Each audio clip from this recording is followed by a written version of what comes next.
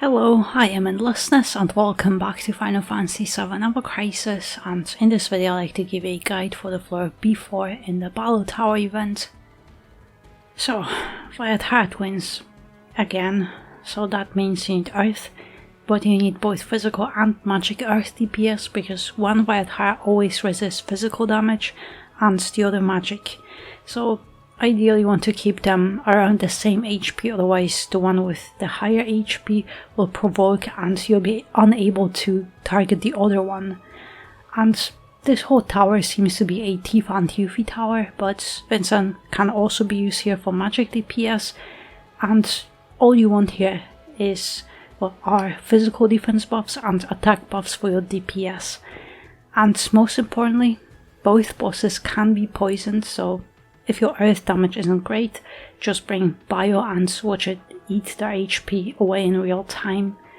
But earth is my weakest element and all I have is Sephiroth for magic earth damage, but you also can debuff earth resistance, so that's very nice. And Cloud is my physical earth DPS, and actually with AC gear he's doing very decent damage with just materia. And also, you might encounter a sigil phase, so you might need circle sigils on your team. Aerith has Bahamut outfit with Breath of the Earth, Baharut for P-Dev buffs and heals, Crimson to buff magic attack, Bio to poison the boss, Cure just in case, and Bravery. And then sub-equipment slots, Aerith only has 2 guild weapons with physical defense for allies. Cloud has AC outfit with Titan, Bahasor to boost his stats more, Fusion for self-attack buffs, Circle Sigil with Earth Buoyancy in boost slot, and then sub-equipment slots Cloud has Sequoia Dendron and one of the event weapons with physical attack and Earth Buoyancy.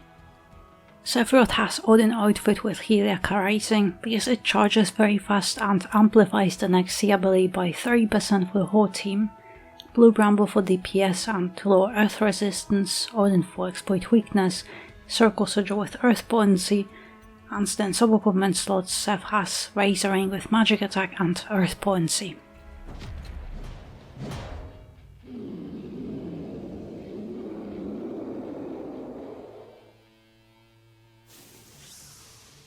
Alright, Vajradharas again, because we just had them in the battle ranking event, but this one is easier and less annoying. But also, the Twin Tomahawk will always debuff your attack by 5 tiers, but luckily it lasts only a few seconds, so don't worry about it. But also for this first attack, you don't need physical defense buff on you, so just save AB so you can heal afterwards and buff physical defense. And now wait just a few seconds and you lose those attack debuffs. And now with Sephiroth, just... oh no, I forgot to check the target, but with Sephiroth, just lower earth resistance on both. And I also recommend uncheck the target whenever you want to do DPS, so you don't have to switch in between the bosses the whole time. So the AI is smart enough that it knows the correct boss it should attack. The only thing is bio. If you want to bio the boss, then ideally you want to check the target, otherwise the bio always target the one that resists physical, because it's a magic attack. But for normal DPS, the AI is smart enough for this. So Cloud will always attack the physical one and then Sephiroth the other one. And I think bio is great if you lack DPS. So for example, Cloud is my weaker DPS, so I target the physical one, so it helps with the damage. Otherwise I think bio might not be great if you have too strong DPS, if they are pretty much the same power level. But also bio kind of allows you to make up for the lack of damage on your DPS, but also it makes it a little bit harder to control if you have very high DPS, because ideally you want to keep both bosses at the same HP, or around the same HP, because if you do too much damage to one of the bosses, the one with higher HP will provoke and then you cannot target the other boss. So that's why you want to control the DPS. And bio might be good, but also might be counterproductive. And I think it might be 20-30% HP difference. I'm not sure about that yet, but it should be around this percentage, so ideally you want to get them as close to each other as possible.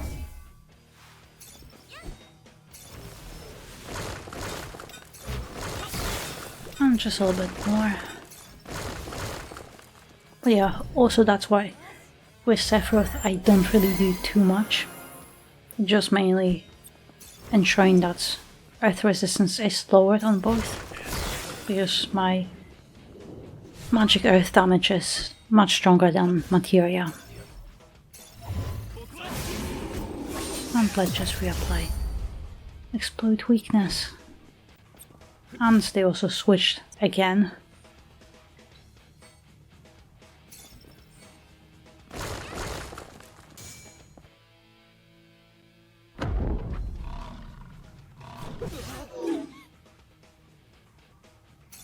Alright, heal.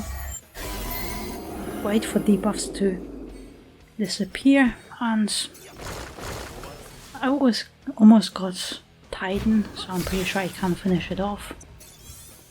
But poison. Yes, now this is the physical one.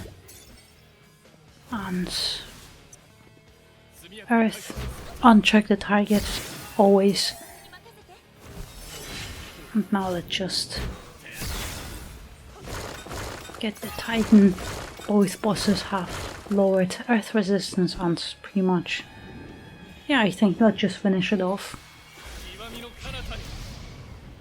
But also, after you defeat one of the Vajradharas, the other one enrages, so be careful of that, because it will hit much harder and it might kill you.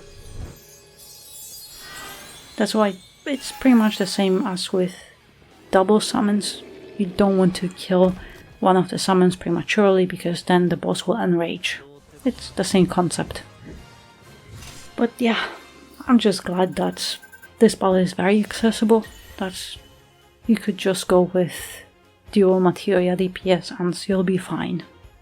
Just have earth resistance debuffs to make it a little bit faster for convenience, that's all. You could use earth breach materia, but a weapon with high potency will just increase your DPS by quite a lot.